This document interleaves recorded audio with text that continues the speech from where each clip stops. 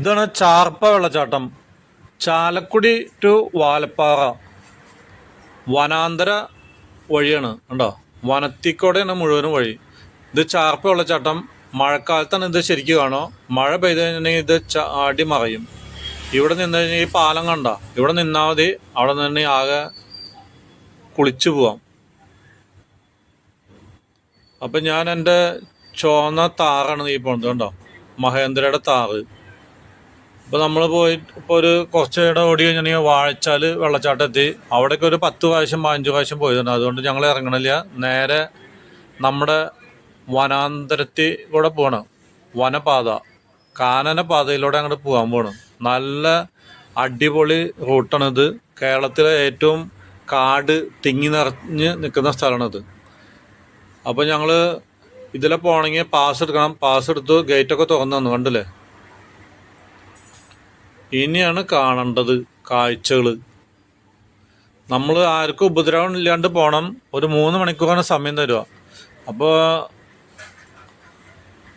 ഇത് ഇരുമ്പ് പാലെത്തി. ഇത് പണ്ട് പെരിങ്ങൽകുത്ത് ഡാമിലേക്ക് വണ്ടികളൊക്കെ പോകാനുണ്ടാക്കിയ പാലാണ്. ബ്രിട്ടീഷുകാരുണ്ടാക്കിയ പാലാണ്. കണ്ടില്ലേ, എത്ര വർഷമായി ഇവിടെ തന്നെ ഉണ്ട്.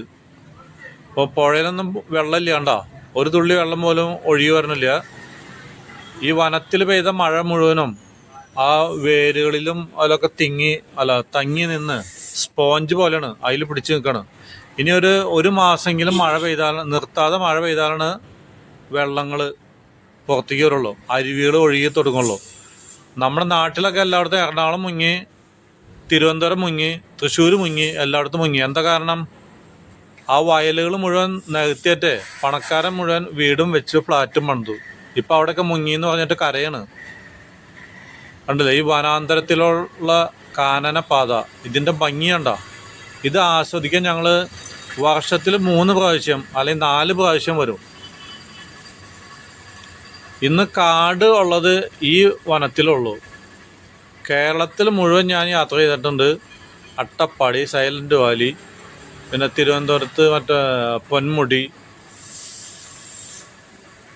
കുറ്റാലം, ഈ റൂട്ടുകളിൽ മുഴുവൻ ഞാൻ പോയിട്ടുള്ളതാണ്. 1,00,000 കിലോമീറ്റർ ആയിട്ടുണ്ട് എൻ്റെ വണ്ടി. വെറും ഞായറാഴ്ച മാത്രമേ എനിക്ക് അവധിയുള്ളൂ. മറ്റുള്ള ദിവസങ്ങളിലൊക്കെ 12 മണിക്കൂർ എൻ്റെ സൂപ്പർ മാർക്കറ്റിൽ പോയിട്ട് ഇരിക്കുന്നു. അപ്പം ഞായറാഴ്ച മാത്രം ഓടിയിട്ട് ഇത്ര പേരുത്ത് 1,00,000 കിലോമീറ്റർ ഓടിപ്പോൾ നിങ്ങൾക്ക് ആലോചിച്ചറിയാം. മൈസൂർ, ബാംഗ്ലൂർ, തമിഴ്നാട് മൊത്തം കറങ്ങി അടിച്ച് വരണ വണ്ടിയാണിത്. കണ്ടോ, ഇതാണ് മഹേന്ദ്ര താർ. നമ്മൾ എടുക്കാൻ കാരണം വെച്ചാൽ ഈ മല കണ്ടില്ലേ, കൊടും വളവുകളാണ്. ഇവന് വളവും ഇല്ല, കുഴിയും ഇല്ല, കുണ്ടുമില്ല. ഓടണം അങ്ങോട്ട്, കുതിര പോലെ ചാടി മറിഞ്ഞു പൊക്കോളും. അതുകൊണ്ട് പേടിക്കേണ്ട ആവശ്യമില്ല. ഇനി അത്യാവശ്യം എല്ലാം മരം വീണോ കല്ല് വീണു എന്നുണ്ടെങ്കിൽ അതിൻ്റെ മുകളിൽ കൂടെ പോകാൻ ചാടി കയറി പോകും. അതാണ് ഇതിനെ താറ് എന്ന് പറയുന്നത്. കണ്ടോ, താറെന്ന് വെച്ചാൽ നമ്മുടെ മൂന്നാറിലുള്ള വരയാട്. അവനെവിടെ നിൽക്കുന്നത്? മൂന്നാറിൽ പോയിട്ടേ കാണാം ഈ കല്ലുമ്മയും കരിങ്കല്ലുമ്മയും ഒക്കെ നിൽക്കുന്നത്.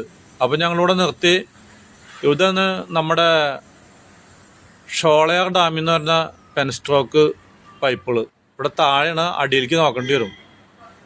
ചേട്ടാ, ക്യാമറ ഒന്ന് അടിയിലേക്ക് കാണിക്കട്ടാ, ഞങ്ങൾ നോക്കണമെന്ന് കാണിച്ചോ. കണ്ടില്ലേ, ഇതാണ് പെൻസ്ട്രോക്ക് പൈപ്പുകൾ. ഇത് ഏറ്റവും അറ്റത്ത് കണ്ടോ, അതാണ് പവർ ഹൗസ്. അതിലേക്കൊക്കെ ഞങ്ങളൊരു 30 വർഷം മുമ്പ് പോയിട്ടുണ്ട്.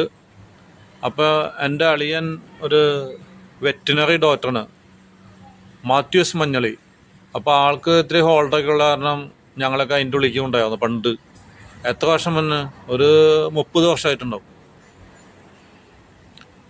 ഇപ്പം ഒന്നും ആരും കയറ്റി വിടില്ല. ഇതാണ് ഷോളയാർ ഡാമിൻ്റെ സൈറ്റ്.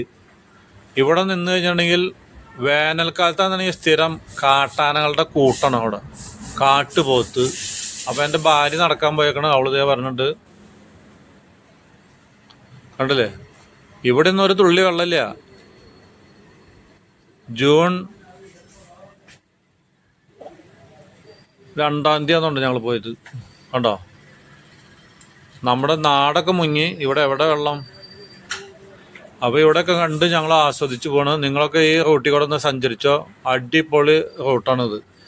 അപ്പോൾ നമ്മളൊന്ന് മലക്കപ്പാറ എത്തി. കണ്ടില്ലേ, തേയിലത്തോട്ടങ്ങൾ, പള്ളി, അമ്പലം ഒക്കെ ഉണ്ട് ഇവിടെ. കാട് നിറഞ്ഞ ഈ സ്ഥലത്തൊക്കെ ഉണ്ടല്ലേ ഇപ്പോൾ അമ്പലവും പള്ളിയായി. ഇത് നമ്മുടെ കേരളം തന്നെയാണ്. കേരളം കഴിഞ്ഞിട്ടില്ല. അപ്പോൾ തമിഴ്നാട്ടുകാരാണ് ഇവിടെ കൂടുതൽ, തമിഴ് സംസാരിക്കുന്നവർ കണ്ടോ, അവരമ്പലക്കണത്. ഇനി കുറച്ചും കൂടി ഉണ്ട് നമ്മുടെ തമിഴ്നാട്ടിലേക്ക് എത്തണമെങ്കിൽ. ഒരു 8 കിലോമീറ്റർ ഇവിടുന്ന് നോക്കി കാണാം. ഈ മലയകൂടെ മുഴുവൻ കറങ്ങി അടിച്ച് റൗണ്ട് അടിച്ച് വേണം അങ്ങോട്ട് എത്തണമെങ്കിൽ. ഇവിടെ കേരളത്തിൻ്റെ റോഡാണ് ഇത് കേട്ടോ. കുറച്ച് കഴിഞ്ഞാൽ തമിഴ്നാട് റോഡെത്തും. അപ്പോൾ നിങ്ങളൊന്ന് കണ്ടോളൂ. ഇപ്പോൾ നമ്മൾ പോകുന്നത് ഒരു 8 കിലോമീറ്റർ സ്പീഡ് കണ്ടോ, ഡബിൾ ലൈൻ. ദേ എത്തി. നമ്മുടെ അപ്പർ ഷോളയാർ ഡാമാണ് ദേ ആകലെ മുകളിൽ കാണുന്നത്.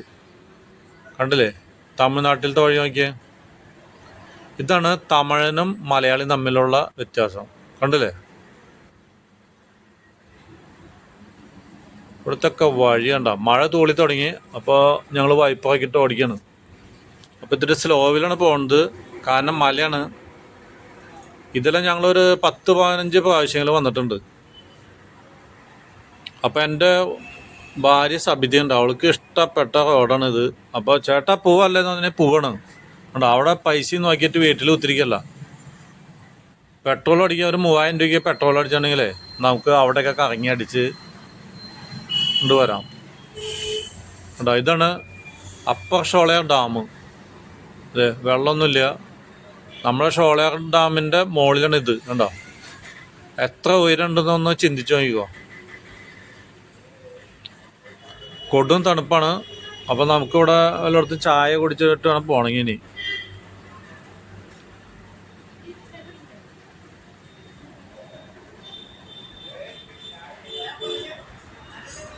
ഇതാണ് അപ്പോൾ അപ്പർ ഷോളയാർ ഡാം. അപ്പോൾ അപ്പർ ഷോളയാർ ഡാമിലെത്തി. അപ്പം ഞങ്ങൾ ഇവിടെയൊക്കെ ഒന്ന് കണ്ട് എല്ലാം ഭക്ഷണം കഴിച്ചിട്ടാണ് ഇനി പോകാനായിട്ട് തിരിച്ച്. കണ്ടോ, ഇതാണ് അപ്പർ ഷോളയാർ ഡാം. അപ്പോൾ എല്ലാവരും ഈ റൂട്ടൊക്കെ ഒന്ന് സഞ്ചരിക്കുക. മനസ്സിനൊക്കെ നല്ല കുളിർമ കിട്ടും. ശരീരത്തിന് പിന്നെ തണുപ്പുണ്ട്, അതുകൊണ്ട് അങ്ങനെയും തണുപ്പ് കിട്ടും.